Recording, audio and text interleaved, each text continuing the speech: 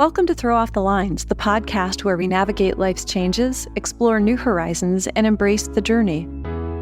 I'm your host, Stephanie York, an executive coach with a passion for charting new courses on the water and in life. Ready for some total change? Let's dive in.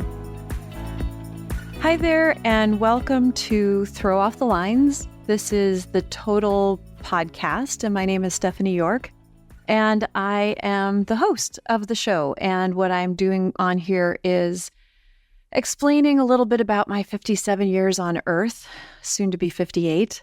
And I'm talking about topics that are things I've overcome, things that I've faced, things I've learned. I grew up in Ohio on a small farm, and nobody in my family was really focused on education, and I used education as a path out of poverty and found my way out into the world and came across the country to California and have been living here for a long time. I don't even know how many years now. And along the way, making my way into professional environments and raising a daughter as a single parent and navigating relationships, and then becoming an executive coach.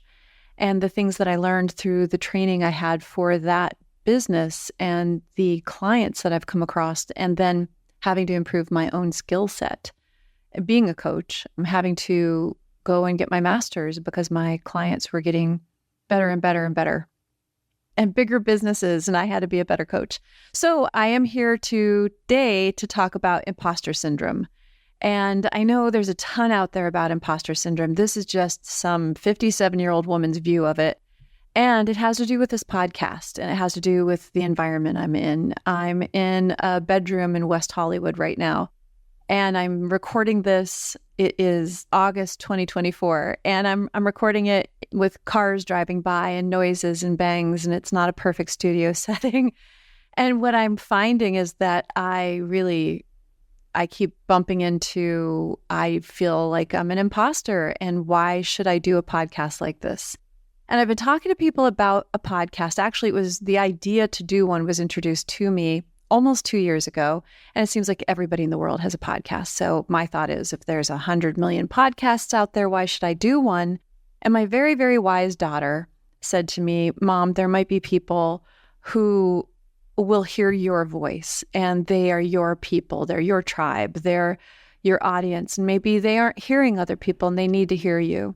And I'm going through some fairly typical things that 57-year-old women go through, and younger women in their 40s. And every time I bump into somebody, it could be somebody in their 20s, and I tell them about my sailing around the world and racing on sailboats and this weird hobby that I have. And they tell me that I should share how I got to where I am, because people are struggling and there's a lot of bad information out there. So imposter syndrome is what I'm addressing today, where I really struggle with the idea that anybody at all is going to listen to this podcast and that it'll help anybody.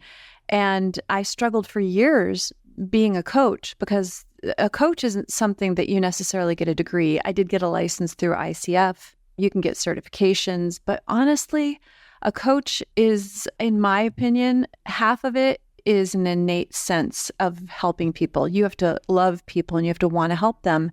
But I do know I'm a successful coach because my clients stay with me for frequently years, and they refer business to me, and my people become more successful.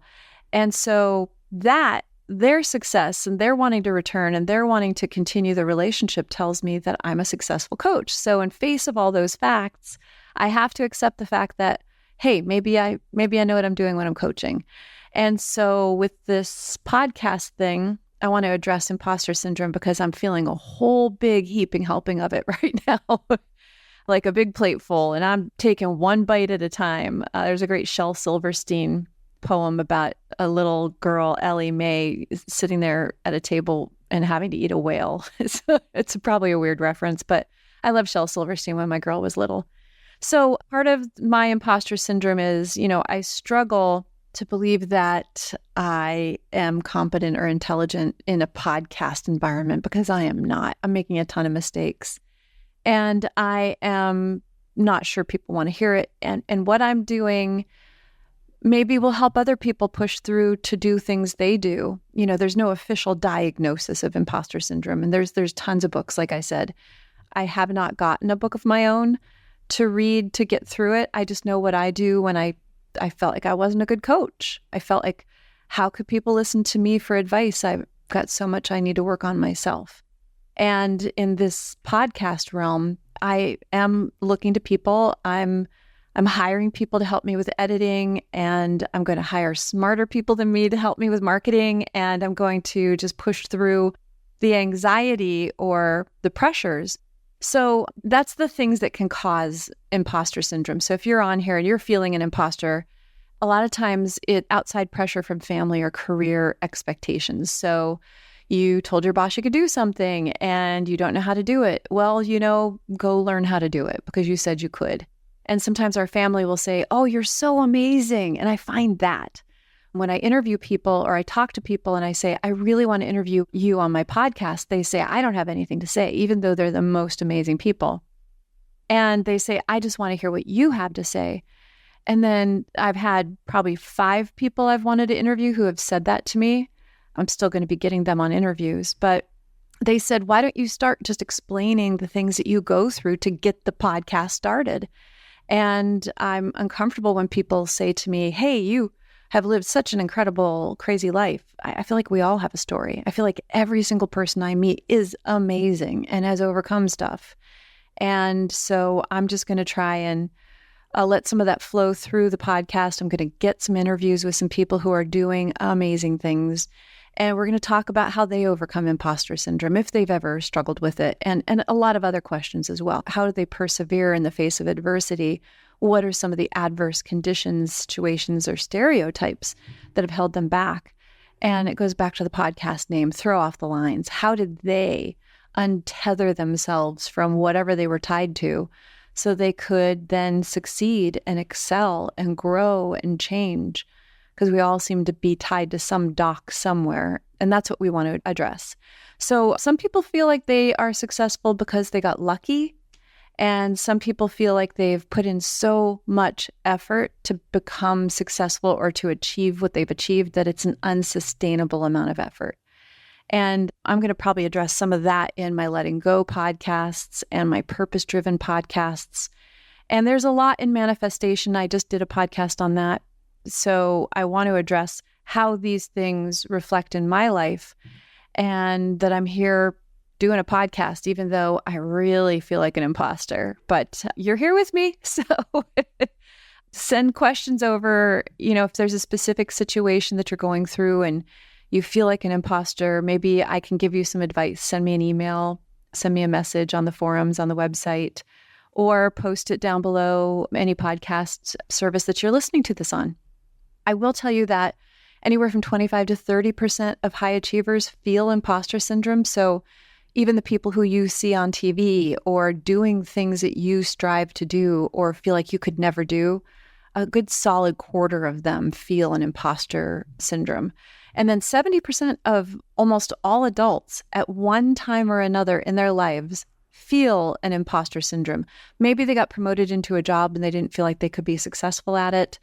And maybe they feel overwhelmed with responsibility. I think a healthy dose of imposter syndrome can keep us on our toes. It's kind of using fear to grow.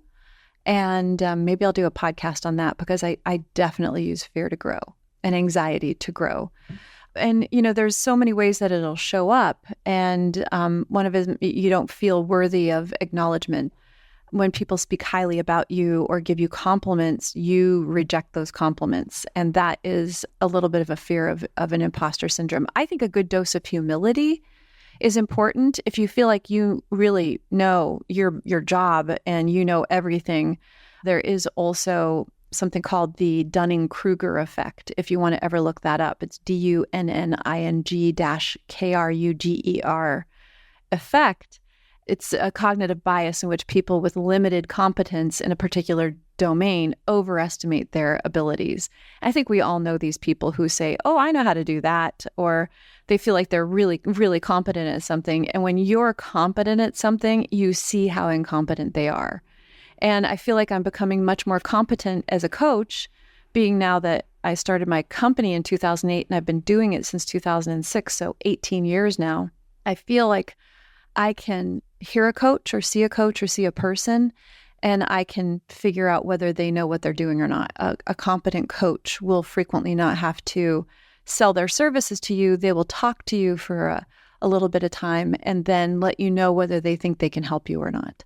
And you have to feel comfortable with that person because it's probably one of the most vulnerable relationships that you'll have outside of a therapist.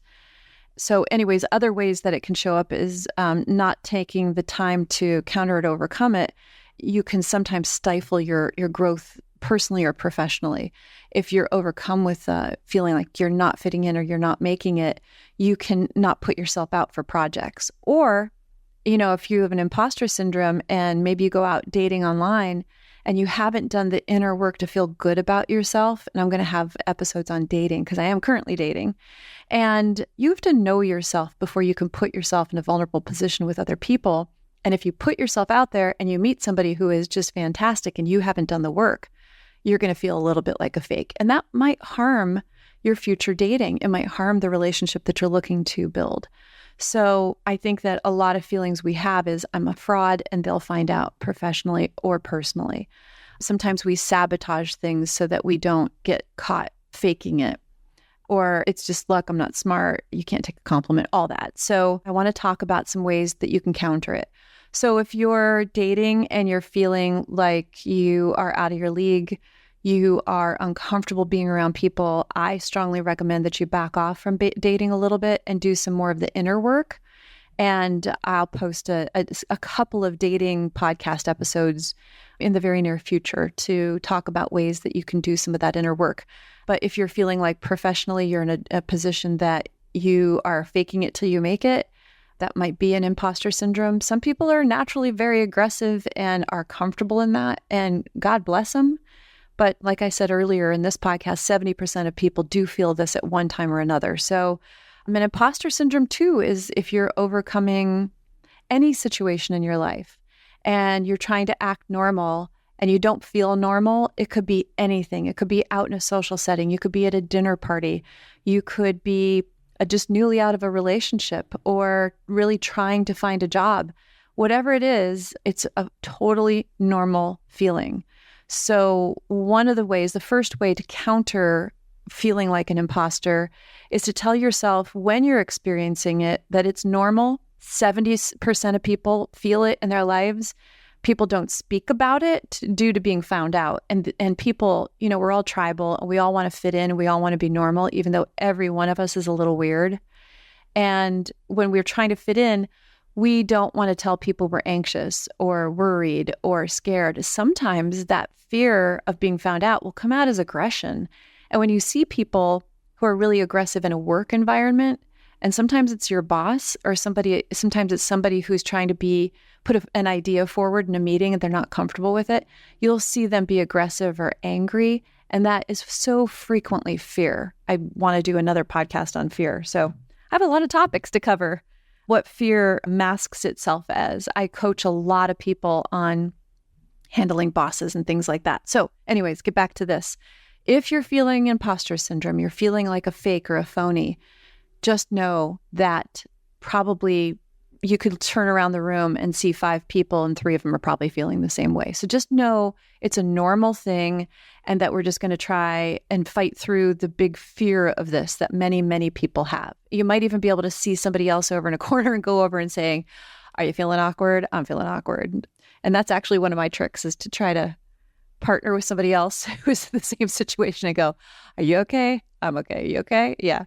So number 2, remind yourself of what you have actually accomplished. This is what I do. You heard me say as a coach when I first started coaching, even though I got a certification, there are degrees in coaching. I have a master's in organizational leadership, which I feel like is close to some coaching competency. But prior to that, I didn't have anybody, put a sword on both shoulders to say, "You are now a coach." I basically announced myself as a coach, made business cards, and I had 16 clients when I had to start my company. So I had to scrabble together a whole business and an email and the name, DES Coaching. And I had to look back and say, you know what?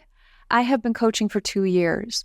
My people have gone from 12 million a year in production to 72 million the first year and on to 200 million within 3 years.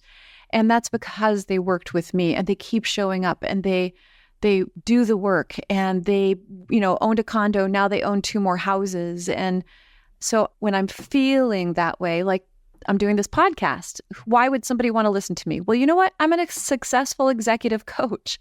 And when I coach people, it's not just about business. It's about their personal lives as well, because I can't coach somebody just on business without also talking about behavioral changes and accountability and what holds them back. And in my own life, I've had to continue to work on myself over the last, 2 decades I've been coaching.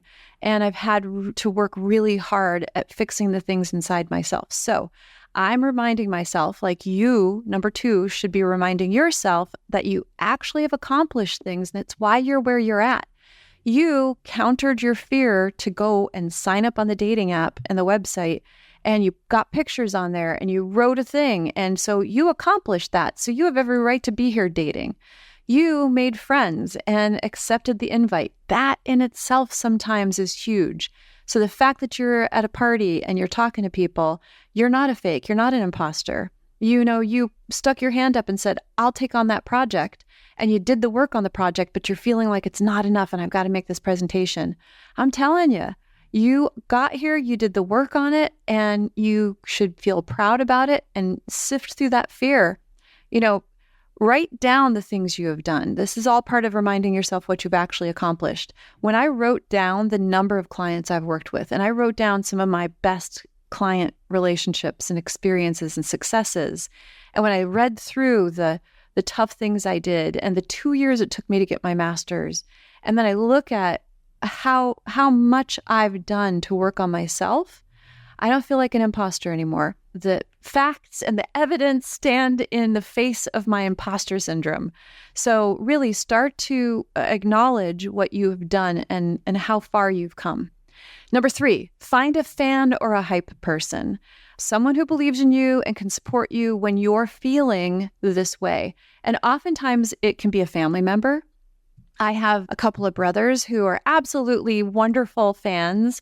My daughter is a bit serious, and even though she believes in me, she does love to give a critical eye. But I now have girlfriends in my life, and my best friend I've known since I was 11 is amazing, and she is my hype girl. And I'm starting to reach out and meet new friends, and I'm hyping them up, they're hyping me up, and I'm finding people who want to do that for me that I can then do for. And, I'm a coach, so my clients, I am their hype person. I am you can do this. Okay, you did that. Oh, let's acknowledge that wonderful thing. And if you don't have somebody like that in your life, let's go find you somebody like that. And maybe I'll do a whole episode on finding friends, because it seems to be epidemic out there that people don't have enough friends. And I'm finding that here in LA. I'm reaching out and trying to get more friends too. So next, seek out a mentor. So this is different than a fan or a hype person. Find someone who's a colleague or a teacher or a coach that can help you with guidance. So this is the opposite of reflecting back on what you have done and accomplished and looking at what you have, the time and effort you've put into whatever it is you're feeling about, impostery about, and find somebody who can mentor you in that. When I first became a coach, we had my boss who hired me was the VP of coaching, and he was a wonderful man. And he would often listen to my coaching calls and critique me and give me suggestions and recommendations. And he was my go-to guy for the first 2 years. And then when I got my own company, I started working with other coaches and other mentors and listening to coaches and reading books. And I feel like if you don't have a person who you can find who is a colleague or a teacher that you can trust, and that gives good advice and is caring and hopefully someone like yourself, if you are a woman, possibly a woman, although I think that it goes both ways now, but find somebody who you can learn from, because that's going to help you stretch and grow and help build your skill set. And then you can apply those skills to whatever you're feeling a little impostery about. And I don't even know if impostery is a word. Other thing you can do is teach what you know. Teach other people. I have actually trained 3 clients to become coaches. I have talked to probably 5 past acquaintances who became coaches. And I feel like they're successful. They're very successful. And when you know how to do something, teach it, and then you'll start to feel much more confident in what you're doing. Then another big one I tell my clients is it's okay not knowing something and admitting it. This is a big, big, big one. I coach a lot of people in sales as well. And people in the mortgage industry, for example, maybe they have a loan program and they don't know the loan program really well. Or maybe they're really good at sales. They're not as good about the details. And this program just got released and it's a huge benefit to their clients. And they want to go and tell everybody in their database, and they want to tell their referral partners, hey, I've got this program. If you're in real estate, hey, I've got this new listing, but it's in an area I don't know the ordinances. I don't know some of the facts about it. Then you can go and learn as much as you can, but don't give yourself more than a week to learn the facts about something. I think a week is even too long. I tell my clients, you've got one day to read about that product, and then the next day we're selling it. And we send out a text, we send out an email, we send out flyers, and then you go out in the world still learning about what you're learning. But it's okay if somebody asks you a question and you don't know the answer. The sign of an expert isn't knowing everything. We get back to that other syndrome I talked about earlier in the podcast. It's about pushing yourself to say, you know what, I don't have an answer for that, but I'm going to go get it for you because that is a great question. And that will buy you time and people will respect you. And if they don't respect that you don't know the answer and you're honest and you're going to go get it, then they're not really worth communicating with about this. If somebody wants to just keep grilling you, that's not maybe somebody who's serious or worth working with. So just know that it's okay to admit when you're struggling with things. So we'll run back over those really quick. Number 1, these are ways to counter feeling imposter. The feeling is normal. Tell yourself about 70% of all people feel this, and the ones who don't may have a psychological disorder or they're just really, really brave. And remind yourself of what you actually accomplished. Write out a list of the things that you've done way back, even when you were a kid, that you compile together that impact what you're deciding to do. And find a fan or a hype person in your life, a friend, and say, I'm feeling a little like an imposter in this situation. I've got to do a presentation at work. Can you listen to it for me and give me some feedback and let me know if I sound competent? Also find a mentor that you could do the same thing with. And then maybe offer to teach what you know so that you can get better. And I know that when I talk through a topic, I will often say, oh, I don't know this topic well enough, but if I talk about it out loud, I then realize, oh, here's some gaps in my knowledge. Here's something, oh, I'm going to go out and learn that. I'm going to go get a book about that. I'm going to find out more about that. And then a big one is just admitting when you don't know something, because true experts learn from people they teach. True experts learn from everybody they interact with.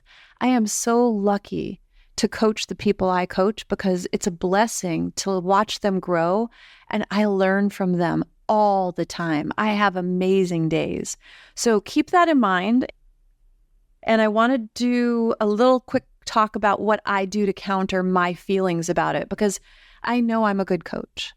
And that takes a lot for me to say. And I know that I struggle with this podcast because I can hear cars in the background, and I maybe hop around a little bit on topics, and maybe I run a little long. I hope not. But I do know the things that make me feel better about myself. And we can call them self-care. Self-care can be anything from getting a massage, eating well, taking a hot bath.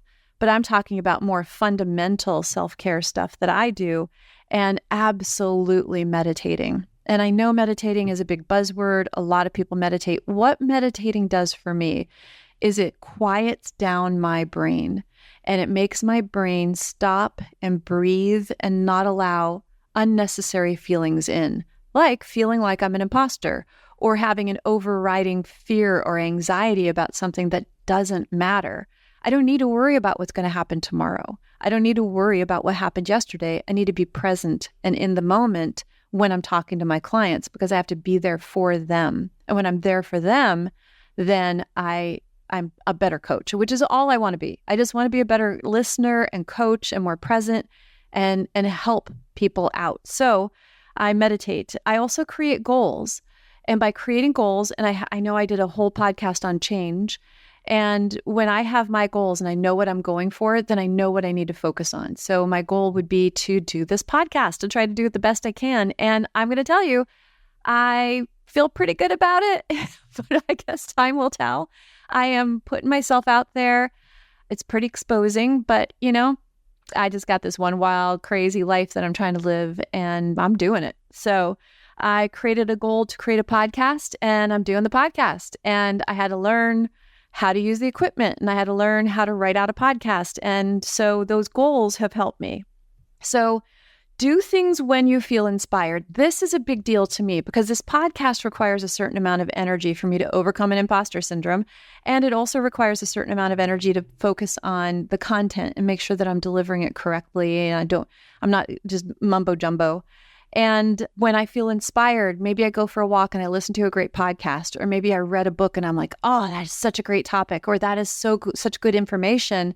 I'm going to do my imposter syndrome podcast today. Great. I'm going to borrow from that. When you're feeling inspired, act on it. Do the thing that you feel a little like you're not great at, but that inspiration is going to come through.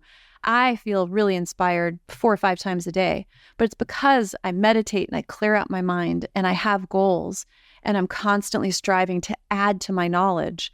And then I act on my plan. So when I have goals, I break them down into action items like buying podcast equipment, finding out where to put the podcast, getting my website cleaned up, which I have to do again.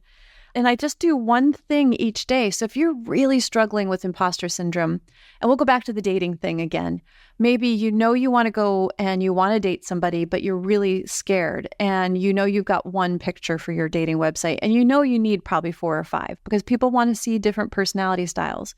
Go online, look up what it is to take a picture, and then go to your mentor or your friend or your hype person, and then have them take a picture based on, hey, this is what you should do. Maybe a casual you shopping at the flower market. I know those sound goofy, but it's a lot better than 4 or 5 pictures of just you staring at your phone. One with sunglasses. I see some of these online profiles and it's 5 of the same pictures that's just in a different car or a different hat. And it's all really close. And you need a little bit more variety than that. But I'm just saying, if you need more pictures, all right, plan an outfit, plan a place to go. If you don't have anybody to take the picture, get a stand on Amazon. They're $16, $17, a little stand that'll hold your phone. And it has a clicker with it, so you can not look at the camera and just take pictures of yourself. But that's one way to build your ability to get yourself out there, is to keep working on your dating app profile. And then go out on dates. Again, listen for my dating episode because I think it's going to be helpful for somebody out there. So I know the worries that we often have are that we're unprofessional or unhelpful or misunderstood. And we don't want to, I think a lot of times when I talk to people in my coaching life, a lot of people don't want to ruin their first opportunity to make an impression. And I know we hear a lot about you never get a second chance to make a first impression. And we feel that way in dating. But I'm going to tell you that you're not going to be good at it right off the bat. I wasn't great at coaching right off the bat, but I learned because I showed up. So show up, try to do those action items that you've set up for yourself. Try to do one thing every day to build towards your goal. If you're working on a big project for work and you're not sure how to do it, do some research online. Google's amazing. If it's to create a presentation about marketing a product and you have the product, go and Google how to create a presentation for a sales meeting about a product. You're going to find a ton of examples. There'll be videos on there. You say, I have to present this product, or I have to present this idea to my team, or I have to speak in front of 20 people, and you don't know how to do it. There are tons of YouTube videos of people who are great speakers that'll teach you how to speak in front of people. They'll teach you how to not say or ah. I used to say or ah and oh and and I had to record myself because I was often speaking. I spoke from stage for years, and I didn't want to be the one who was doing uncomfortable breaks because people look at them. I still talk with my hands, so people stare at my hands when I talk. I need to get control of that. but I hope that I don't have any of the things that block my speech, but I had to go and study it. I had to record my voice. I had to learn how to do it. And if there's something that you want to learn how to do, there's tons of information on the internet. Turn off your social media and focus on those things that you want to improve. Improve one thing a day. If you're uncomfortable around people, get out of your house more often. Start to become comfortable with the routine of leaving your home. Start to go to meetup groups and just find one person in the group and kind of start talking to them and go over to them and say, I feel kind of weird. Do you? And that's something that I do. So I feel kind of weird doing the podcast, but I am fighting my imposter syndrome. And I really hope that some of the things we talked about on here, just recognizing that most people feel that way and that it's normal to feel that way. What holds you back is not trying to counter it. So I hope that this has helped in some way. I hope you're able to untie one more line that's holding you tethered to whatever you're tethered to. And I really hope that I've been able to help you. And tune in later for some of the other podcasts, and the change one should be up posted. And I really hope that you have a total day. Take care. Bye-bye. Thank you for joining me on Throw Off the Lines. If you enjoyed this episode, don't forget to subscribe for future episodes and extras, and leave a review, share it with someone who needs a total inspiration. You can also find us on Facebook or Instagram and our Throw Off the Lines website. If you want to be a guest or have questions for the host, sign up on the website and we'll get back to you. Until next time, throw off those lines and live your best life.